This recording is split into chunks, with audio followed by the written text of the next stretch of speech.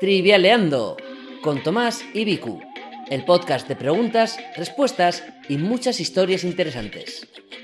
Episodio 13. Preguntas para no dormir. Volumen 2.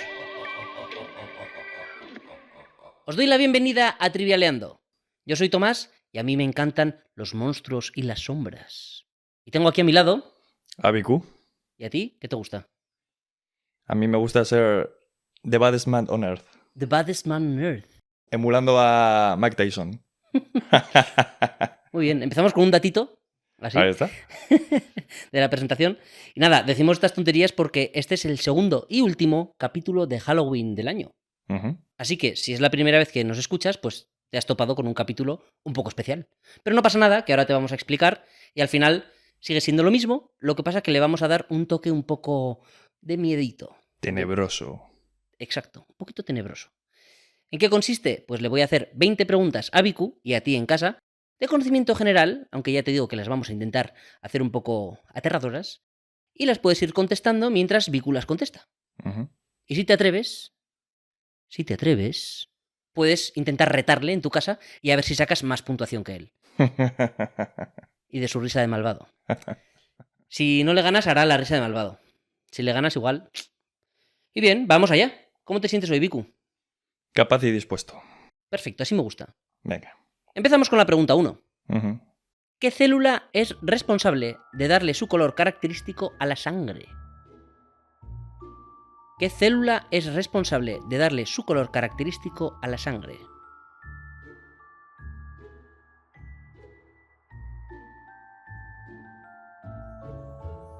¿La hemoglobina? Incorrecto técnicamente. Ibas muy bien, pero la hemoglobina no es una célula. Vale. Es una proteína. La proteína hemoglobina está dentro de los glóbulos rojos, también conocidos como hematíes o eritrocitos.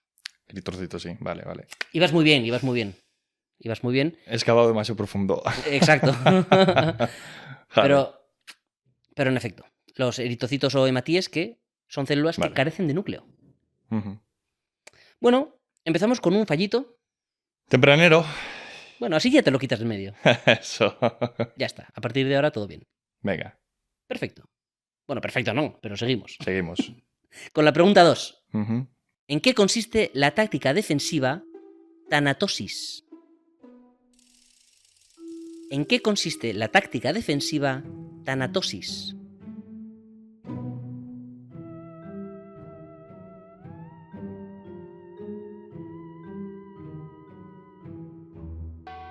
Aparentar que estás muerto. Hacerte el muerto. Correcto, muy bien. Pensaba que le ibas a fallar y que iban a ser 2 fallos, pero no. En efecto es una táctica de hacerse el muerto, Uh-huh. usada en mamíferos, reptiles, peces, aves e insectos, de todo tipo. Ya cogemos carrerilla y vamos a la 3. Eso es. Venga. ¿Cómo se llama la famosa seta venenosa de color rojo y blanco? ¿Cómo se llama la famosa seta venenosa de color rojo y blanco?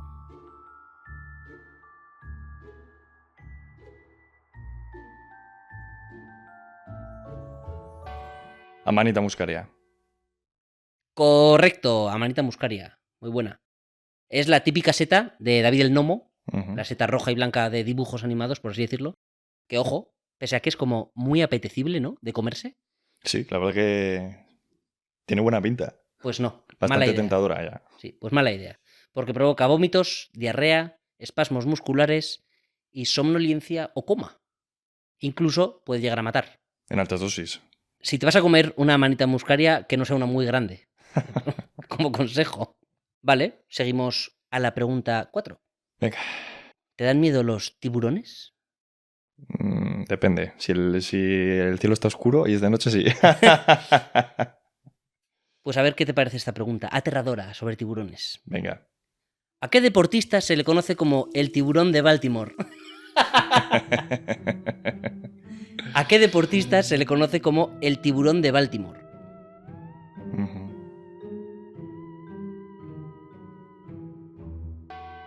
A Michael Phelps. Correcto, a Michael Phelps. También conocido como... Aparte del tiburón de Baltimore, no. La bala de Baltimore. La bala. Okay. Que también puede ser un poco halloweenesco, pero los tiburones me gustaban más. Uh-huh.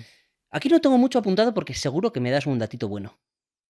De Michael Phelps, bueno, yo creo que es el deportista más laureado en la historia de los Juegos Olímpicos. Sí, No sé si tiene 27 medallas, creo que tiene. no está mal, ¿eh? Por ahí, creo que es 26, 27. También es verdad que o sea, no le quito mérito, pero al tener muchas categorías la natación, ¿no? Pues puedes hacerlo más que, por ejemplo, un jugador de baloncesto, algo así, ¿no? Mm. Pero bueno, un crack en lo suyo, obviamente, el tiburón de Baltimore. Sí, Suponemos sí. que porque es de Baltimore. Pues digo yo que sí, será de ahí, sí. Sí, sí. Entendemos, se entiende. Se entiende que sí. Vale, y ahora vamos con la 5. Venga. ¿Con qué gas se relaciona la muerte dulce? ¿Con qué gas se relaciona la muerte dulce?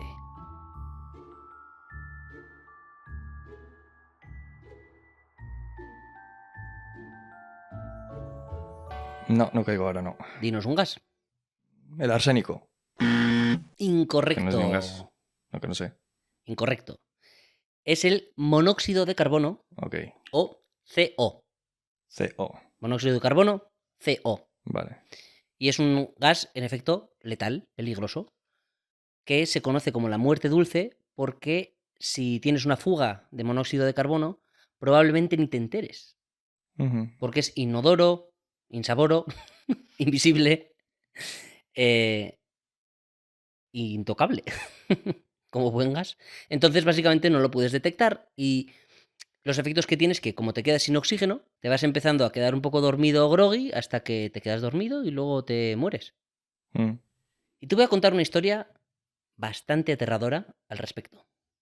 Si ya Vale. de por sí creo que el monóxido de carbono da un poco de miedo, ¿no? El que pueda sucederte, cosa que no es muy normal, pero bueno, podría ser. Podría venir por ti el monóxido de carbono. Pero hay una historia bastante aterradora al respecto, que se cobró unas cuantas víctimas. Vale. Y sucedió en el lago Nios. Ah, vale, ya sé qué es. ¿Sabes dónde está? En Camerún. ¿Sí? ¿Ya has oído esta historia? Sí, lo he escuchado, sí. Sí, sí. Pues bueno, la voy a contar igualmente. Ujú. Resulta que este lago Nios, en Camerún, es un lago encima de un volcán. Antes era un volcán, luego pasó a estar inactivo y pues en el cráter del volcán se ha ido acumulando agua hasta formar un lago. Y esta es una de las pocas veces que un volcán ha matado a un montón de personas sin entrar en erupción. Lo que pasó es que por las rajas del volcán, dentro del lago, se empezó a filtrar monóxido de carbono y se disolvía en el agua, pero se quedaba en el fondo del lago, este agua con monóxido de carbono, durante muchos años.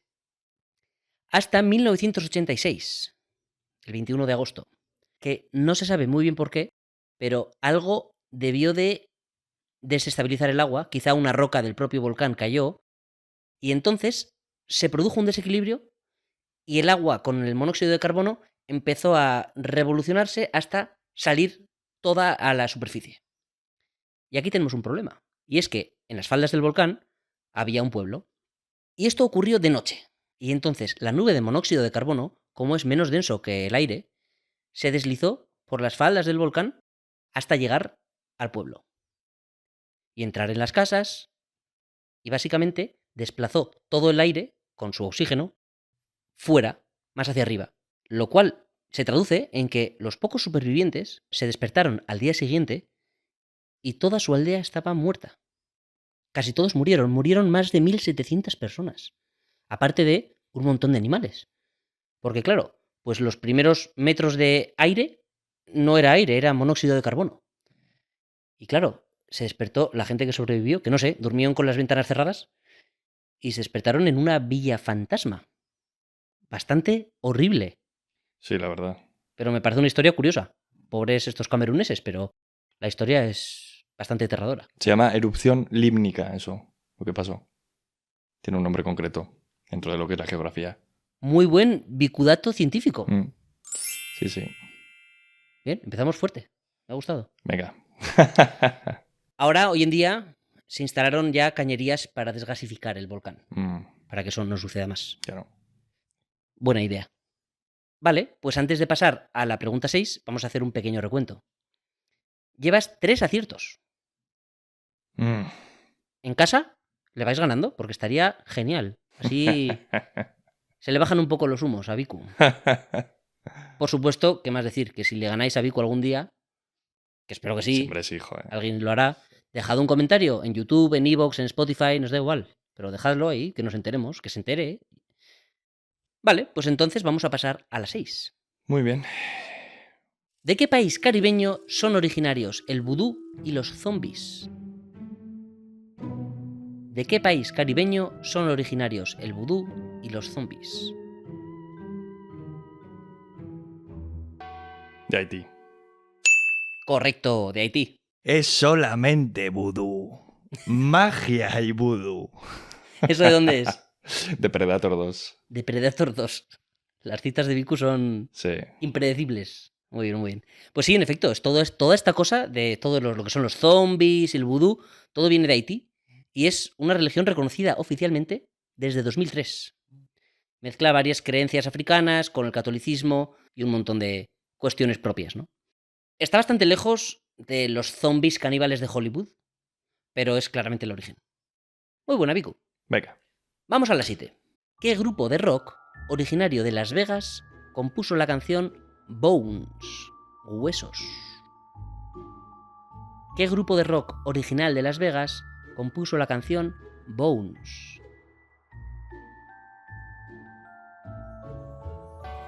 Me la voy a tirar aquí. Limp Bizkit. Incorrecto. Es The Killers. Es doblemente halloweenesco porque la canción se llama Bones y el grupo se llama The Killers, los asesinos. Tercer fallito, la pregunta 7, ¿eh? Killers no me convencen mucho musicalmente. No, ¿no te gustan? No, especialmente no. No son mi grupo favorito, pero bueno, está Y eso bien. que los he escuchado algo, ¿eh? A Limp Bizkit, que es lo que he dicho, no los he escuchado. ¿Y son de Las Vegas? No, no tengo ni idea. Creo que son americanos, pero no sé dónde son. Pero vaya, por la temática que tiene así un poco más dura, pues he dicho Limp Bizkit. Pues no, The Ok. Killers. Y de hecho, el videoclip fue dirigido por el mismísimo Tim Burton. Ah, mira. Es un videoclip bastante famoso, bastante visto y de hecho, obtuvo varios premios. Ujú. Bueno, esto se está poniendo interesante, ¿eh? Se está poniendo interesante, sí. A ver si la 8 la haces un poco mejor. Venga. Espabila, Viku. Pobrecico, ¿eh? Le dejamos fallar a veces. Vamos con la 8. ¿Qué es Ghost Pepper? ¿Un pimiento? ¿Un rapero? ¿Un queso? ¿O un lago? ¿Qué es Ghost Pepper? ¿Un pimiento? ¿Un rapero? ¿Un queso? ¿O un lago?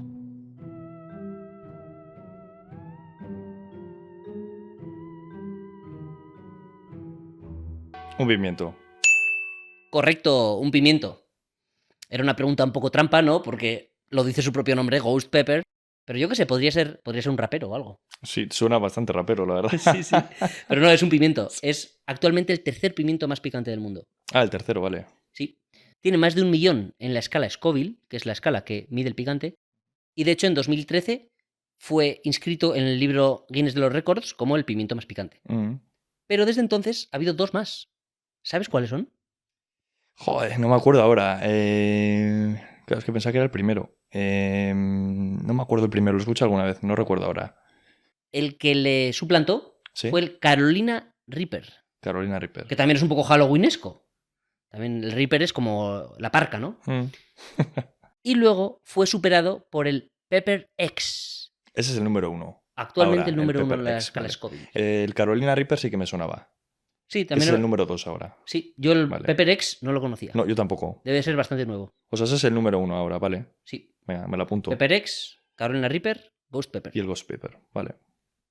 Bien. Ujú. Pasamos a la 9. ¿Cómo se llama el primer paciente de una enfermedad contagiosa? ¿Cómo se llama el primer paciente de una enfermedad contagiosa?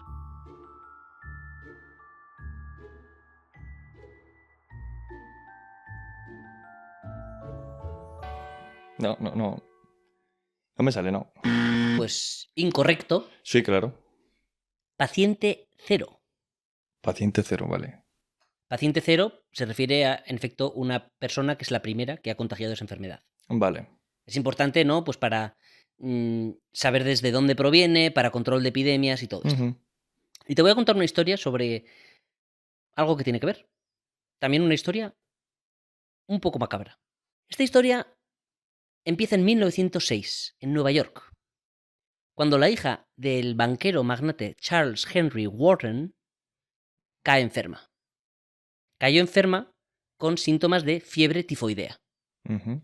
que es una enfermedad que cuenta con fiebre, con temblores, con problemas gastrointestinales y tiene un 10% de mortalidad, que no está mal.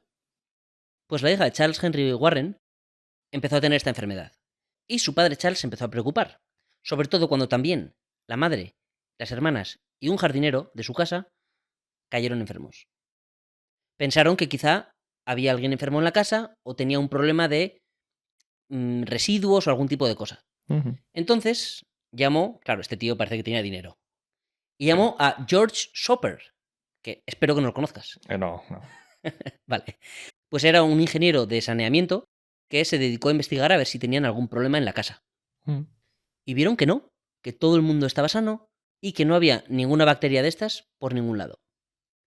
Pero se acordaron de que había una cocinera que se había ido hace 2 semanas o así del servicio de la casa. Y decidieron investigarla. Y George Soper se quitó su gorro de ingeniero y se puso su gorro de Sherlock Holmes e investigó un poco el tema. Y vio que en otras familias ricas en las que había trabajado la misma cocinera, también había habido fiebre tifoidea. De hecho, en 6 de las 7 familias en las que había trabajado, había enfermos. Había concretamente 22 enfermos y un muerto. Ya se había cobrado su primera víctima. Entonces, dedujeron que el único lazo en común que tenían era esta mujer cocinera, que era una tal Mary Mallon, una inmigrante irlandesa. Y decidieron buscarla. Porque claro, en 6 de las 7 familias en las que había trabajado en los últimos 5 años, había habido fiebre tifoidea. Está propagando el virus. Eso parecía. Y el George Soper la encontró y le dijo, ¿te has dado cuenta de que allá donde vayas hay fiebre tifoidea? Y la tía le contestó, sí, menos mal que yo no me la he cogido nunca. Y claro, no era este el caso. Lo que estaba sucediendo es que ella tenía la bacteria, Pero la había... pero era sintomática. Ah, Ella no tenía síntomas y estaba cocinando con la bacteria. Y claro, uno de los mayores problemas es que en esa época no había tanta higiene de cocina, ni en general, vaya. Entonces estaba propagando la bacteria mediante su comida a todas estas familias de ricos. ujú. Y claro, esto no lo podían permitir. Y le quisieron llevar. Le quisieron, no arrestar, ¿no? Pero le quisieron llevar a cuarentena. Y esta María, que le apodaron como María Tifoidea, se escapó. Se resistió de médicos y policías y se escapó y se dio a la fuga. Pues porque no quería que le tuvieran en cuarentena toda su vida. Pero eventualmente le atraparon. Ujú. Y en efecto, le llevaron en contra de su voluntad a la isla de North Brother, del Bronx, y la tuvieron ahí 3 años en cuarentena para que no contagiara a nadie. Pero Cerrada. claro, encerrada. A cal y canto. A ver, no estaba en una cárcel, pero básicamente estaba de cuarentena. Ya. Y claro, eso tiene que ser duro. Hombre, sí. Que es que no estuvo unos meses. 3 3 años. Y después le pusieron en libertad, con una condición, que no volviera a cocinar. Jo. ¿Y se dedicaba profesionalmente a eso? Joder. Sí, toda su vida había sido cocinera. Entonces, aquí entra en juego un poco la sociedad de la época en la que no estaban muy bien las cosas y María Tifoidea intentó tener otros trabajos y no le fue posible. Entonces decidió seguir en eso. Y aquí, en mi opinión, pasa un poco de víctima también, un poco a culpable, porque decidió coger trabajos en restaurantes, en cafeterías y en hospitales. Y no sé hasta qué punto tenía cierta sed de venganza de haber estado 3 años en cuarentena. Pero bueno, yo no le voy a juzgar, solo voy a contar su historia. Y la cuestión es que después la atraparon otra vez, la encontraron, porque claro, se había cambiado de nombre, era una fugitiva. Ya. Una fugitiva como no de la ley, pero... Aunque no había hecho nada malo, Ujú. pero aún así era una fugitiva, ¿no? Entonces se cambió de nombre e intentó trabajar, pues eso, como pudo, y la pillaron 5 años después, trabajando en un hospital, que digo, no podías trabajar en otro sitio, Mm. pues igual no. Y la volvieron a llevar a cuarentena, y aquí ya estuvo 20 años más, y pasó el resto de su vida en cuarentena hasta que falleció. Dura, ¿eh? Sí. Pero aquí estaba María Tifoidea trayendo muerte y enfermedad a su alrededor. Ya. Pero bueno, después hubo más casos asintomáticos, pero ya los tenían más controlados y ya se sabía un poco más por dónde iba la cosa, ¿no? Mm. Ujú. Pues ahí está María Tifoidea. María Tifoidea. Y si esto te ha dado miedo, ojo que ahora viene algo que da mucho más miedo. ¿Sabes qué es? La super pregunta. La super pregunta, en efecto. ¿Esto qué es? Es la pregunta que suele ser un poco más difícil de todo el trivial, aunque claro, depende de lo que sepas y conozcas. En este caso, dice así. ¿Quién compuso el musical El fantasma de la ópera? ¿Quién compuso el musical El fantasma de la ópera?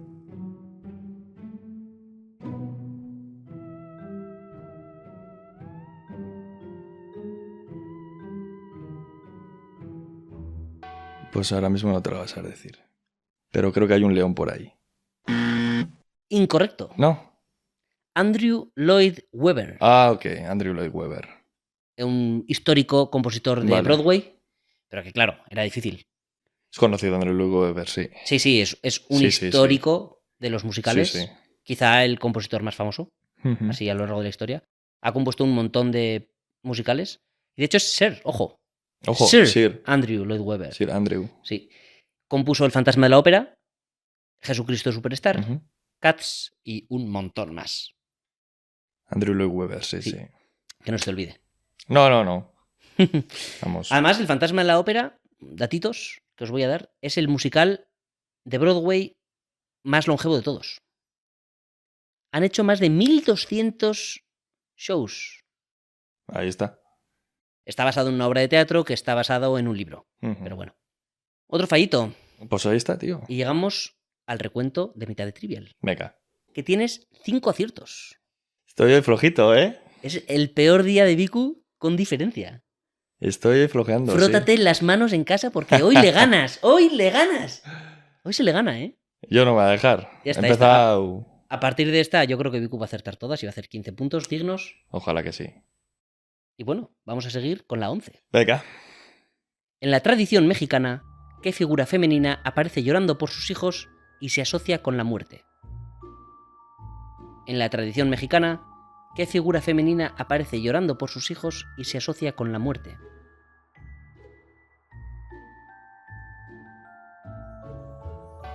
La Llorona. Correcto, la Llorona. Muy bien. En efecto, es una figura folclórica mexicana que tiene una historia muy trágica detrás. Básicamente se dice, esto es todo leyenda, ¿no?, que ahogó a sus hijos y que luego, arrepentida y maldecida, los buscaba por las noches, por los ríos, por los pueblos y ciudades, asustando con su sobrecogedor llanto a quienes la ven y oyen. Es un personaje bastante chulo, da bastante mal rollo. Es como Un icono del folclore Sí, mexicano, sí. muy icónica. Sí, sí. Muy bien. Vamos a la 12. Venga. A ver si se te pasa el susto y empiezas a acertar. Te voy a preguntar cuál de estos libros no es de Stephen King. Venga. El Resplandor, La Milla Verde, El misterio de Salem Slot o La Cosa. ¿Cuál de estos libros no es de Stephen King? El Resplandor, La Milla Verde, El misterio de Salem Slot o La Cosa. ¿El misterio de Silent Slot? Incorrecto. Ah, La Cosa. la cosa, dudaba entre esos dos. La Cosa. Que en efecto es una película, pero no basada en un libro de Stephen King. Se basó en un relato de John W. Campbell, que el Vale. relato se llama Who Goes There? Ujú. ¿Quién va ahí? No es un relato de Stephen King, que es básicamente el rey del terror moderno, ¿no? La película que ahora protagoniza Kurt Russell creo que es, joder. Mm, No la he visto, pero obviamente. obviamente. Nadie dudaba. He dudado entre esas dos, sí. Bueno, la de Predator sí que la habías visto, ¿no? Esa sí la he visto, sí. Muy bien. Otro fallito, Viku. ¡Qué Pues nervios! nada, tío. Oye. ¡Qué terror! ¡Qué escalofrío! Que es que se le está dando a Viku unos escalofríos. Ay. Venga, Viku. Recomponte y vamos a la pregunta 13. Venga. ¿Quién compuso esta canción?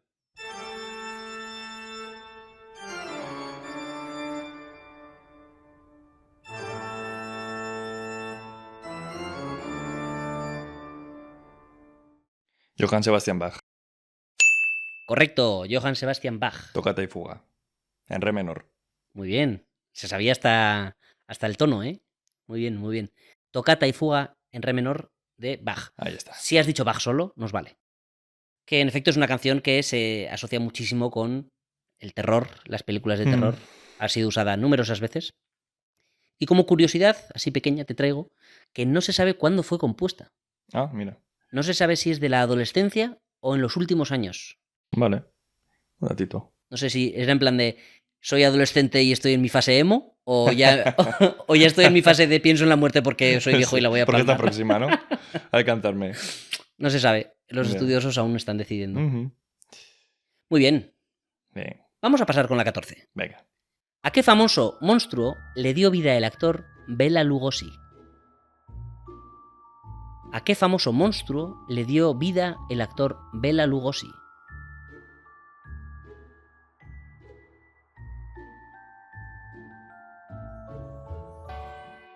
A Drácula. Correcto, a Drácula. En el 31. Muy bien, Dirigida por Todd Browning. muy bien. Ahí está. ¿Algo más? No. Ya está, ya. Ahí está. Una metralleta cortita hoy. Venga, ahí está, sí. Metralleta de datos cortita. Te voy a expandir un poco estos datos. Porque en efecto, en 1931, Bela Lugosi hizo la película de Drácula, Ujú. la protagonizó bajo la dirección de Todd Browning, como bien has Ujú. dicho. Pero hay otra película de Drácula de la que te voy a hablar. Vale.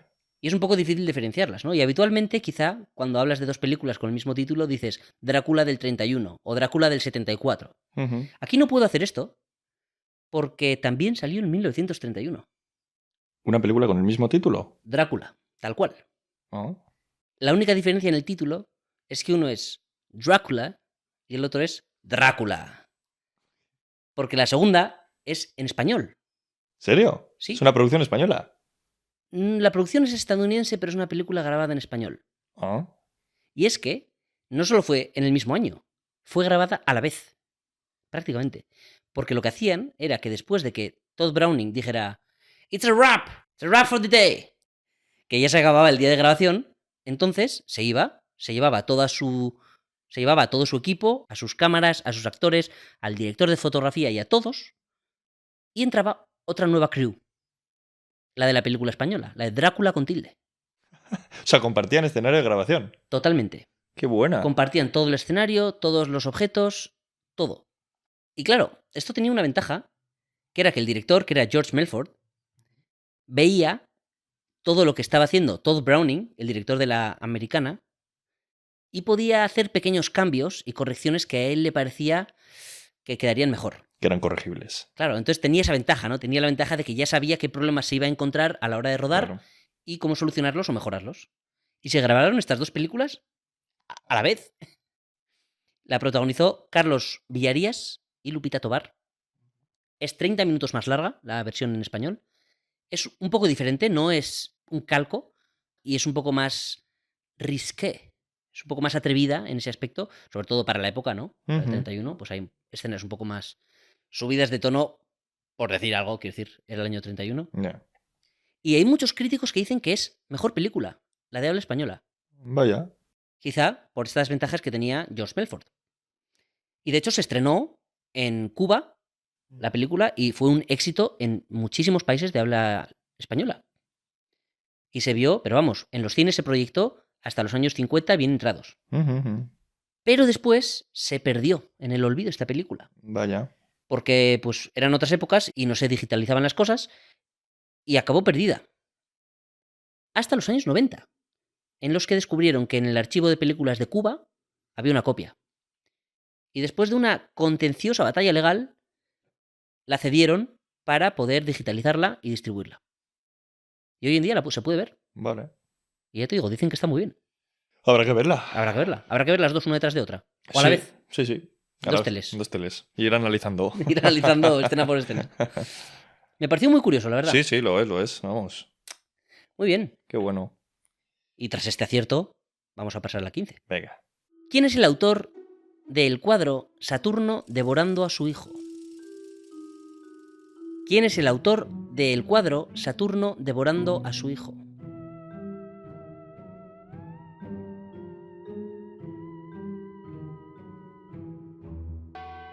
Francisco de Goya.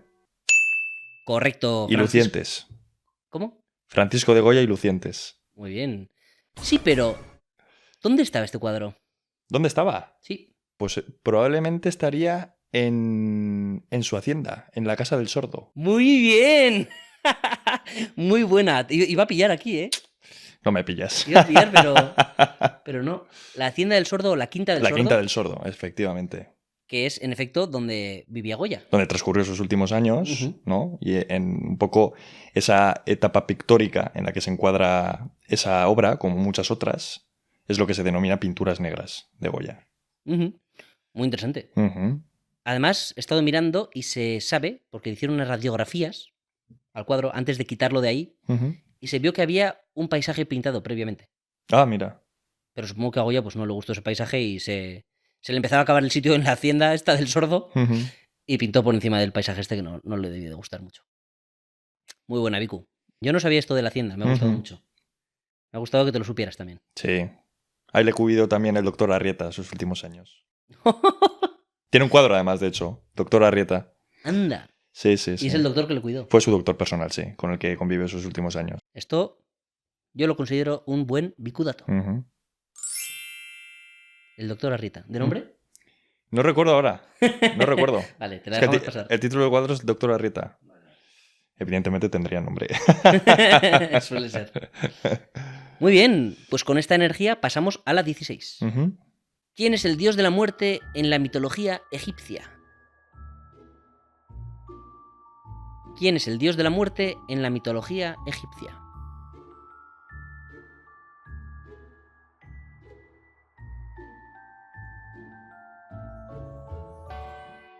Anubis. Correcto, Anubis. Ese tiene muchos roles, pero la mayoría de ellos relacionados con la muerte, por lo que se le suele conocer como el dios de la muerte, aunque es un poco más complicado. Ujú. ¿Sabes qué hacía? Sí, era... Bueno, su representación es con la cabeza de chacal, ¿vale? Y la ceremonia que llevan a cabo ellos, todo dentro del ciclo mitológico, quiero decir, lo que hacían era extraer el corazón del difunto y lo depositaban en una balanza. Ujú. Y creo que si... No recuerdo si pesaba más o si pesaba menos. Pesaba más. Si pesaba más, era conducido... Si pesaba más que qué. ¿Que una pluma era? Correcto. Que una pluma, ¿no? ¿Te lo Vale. sabes? Sí, sí.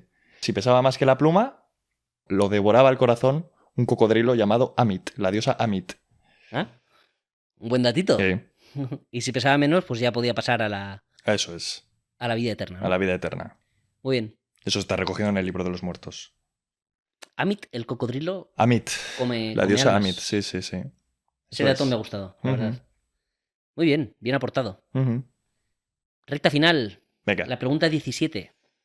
¿Qué famosa caza de brujas se desarrolló en Massachusetts en 1692? ¿Qué famosa caza de brujas se desarrolló en Massachusetts en 1692?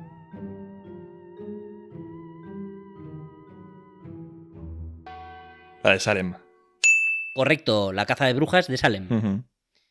que es un pueblito en Massachusetts, Estados Unidos. Ujú. ¿Sabes algo de esto? Bueno, sí, fue un poco... Bueno, la caza que hubo masiva, ¿no? Contra las mujeres. Ujú. Contra una serie de mujeres, bueno, pues que se las declaró culpables de trasladar un poco, bueno, pues ese aura demoníaca, ¿no? Por diferentes localidades de allá. Sí, no solo mujeres. 14 mujeres y 5 hombres fueron Ah, condenados. vale, también hombres. Sí, por brujos, supongo. Ujú. ¿Sabes cómo murieron? ¿Quemadas? No, No. yo pensaba que quemados, pero las brujas se quemaban en Europa. Ah, vale, Aquí en Salem fueron ahorcadas vale. y uno de ellos murió aplastado por piedras, que se le llama la tortura tortuga. que suena como muy graciosito, pero es que te aplasten con piedras. Ujú, ya. No es tan gracioso luego, No tiene pinta, la ¿no? tortuguita. Yo sé que luego hizo una adaptación literaria de todo esto, Arthur Miller, Las brujas Ujú. de Salem. Exacto. Ajá. Hay mucha ficción al respecto. Sí, sí, sí. Hasta capítulos de Los Simpson. Sí. Como de todo, en realidad. Casi Sí, todas sí. las preguntas tienen un capítulo de Los Simpson asociado. Vale, vamos con la 18. Venga. ¿Qué es Death Note? ¿Un cuaderno? ¿Una nota musical? ¿Una maldición? ¿O un ritual? ¿Qué es Death Note? Ujú. ¿Un cuaderno? ¿Una nota musical? ¿Una maldición? ¿O un ritual? ¿Un ritual? Incorrecto. No conozco. Es un cuaderno. Es un cuaderno, ok. Es un cuaderno que aparece en un manga del mismo nombre, Death Note. Ah, joder, vale. Por eso, vale. Es que me sonaba algo Death Note. He dicho que es un cuaderno, porque aparte del manga, es un cuaderno dentro de ese manga. Vale, que se llama así también. Se llama el Death Note, que es un cuaderno que cuando su dueño escribe un nombre y piensa en esa persona, se muere. No. Y va de eso, es una historia bastante interesante, ¿no? Ujú. Escrita por Tsugumi Oba e ilustrada por Takeshi Obata. Importante saber. Es una obra bastante chula, está adaptada también al anime e incluso creo que hay una película. Death Note. Exacto. Un fallito así, rozando Bueno, el final. ya. Pero bueno, esta era difícil, ¿eh? Vamos con la 19, Venga. si te parece bien. Sí, sí. ¿En qué año ocurrió el desastre de Chernóbil? ¿En qué año ocurrió el desastre de Chernóbil?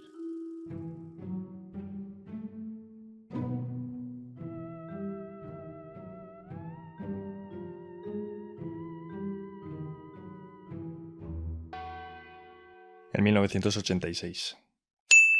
Correcto. En efecto, el 26 de abril de 1986 se produjo este catastrófico desastre nuclear, en el que, bueno, fue la radiación lo que acabó con la vida de varias personas. Y te voy a contar otra historia respecto a los peligros de la radiación. Ujú. Y no estás teniendo flashbacks porque no te voy a contar la historia del episodio anterior. Te voy a contar otra. Es que la radiación tiene Tiene su jugo, ¿no? sus peligros. Pues te voy a contar una historia que empieza en los años 20. Antes incluso que lo del Demon Core del episodio pasado. Se acababa de descubrir el radio, el elemento químico radio, y hacía tan poco que se había descubierto que no se conocían muy bien aún sus propiedades. Y de hecho, pensaban que era la leche.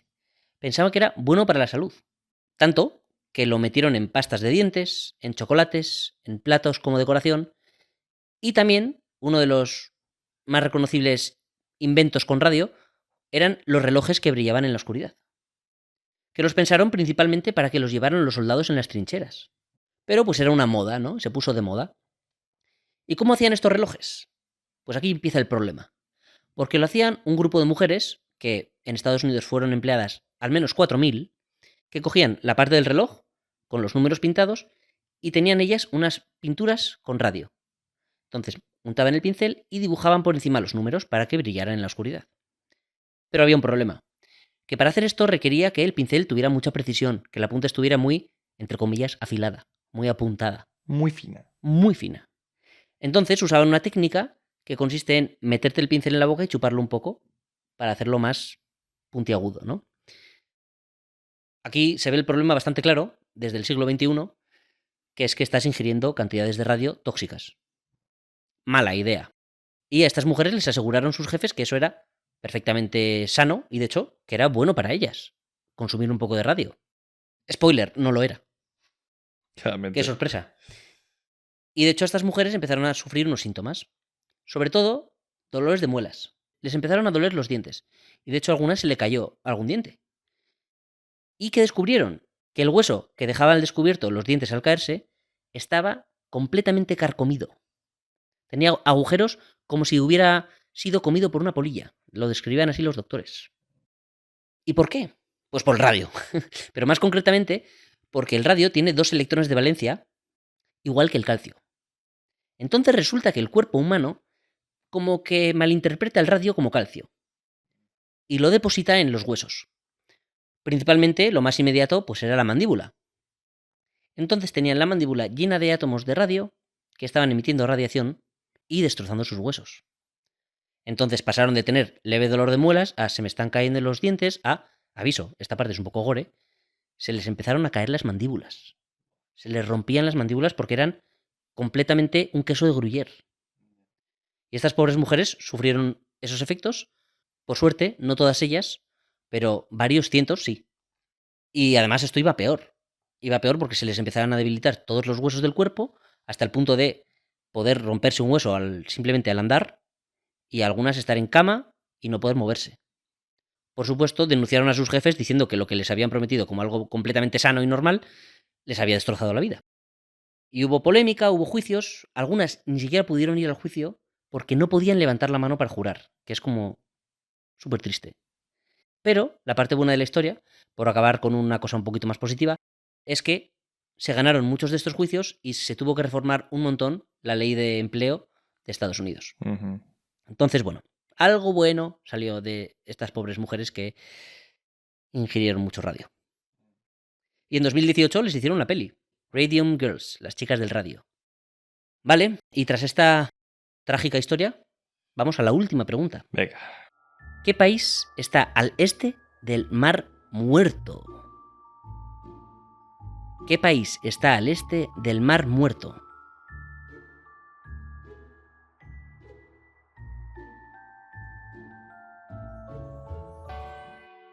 ¿Jordania? Correcto, Jordania. Y este Mar Muerto, que suena muy de Halloween, la verdad es que tiene el nombre bastante bien puesto. No porque haya muertos ni haya tragedias, nos libramos esta vez, sino porque está prácticamente deshabitado. Los únicos animales que lo habitan de forma permanente son las artemias salinas, que como su nombre indica, viven bastante bien en entornos salinos. Y bien, con esto acabamos el episodio, Viku. Has acertado 13 de 20. Tu peor puntuación. Todavía sigo siendo mortal, me parece. Recuerda que eres mortal. Hoy, si has ganado a Viku, dínoslo. Que sé que alguien tiene que haber. Aprovechad ahora que podéis. Aprovechad que se ha dejado llevar por el miedo y los escalofríos que le han ido dando y no ha podido pensar bien. ¿Te ha gustado aún así, Viku? Ha estado muy guay, sí. Me ha gustado mucho, la verdad. Buen trabajo. Igualmente. Y como siempre, nos vemos en el siguiente episodio de Trivialeando. Aquí estaremos.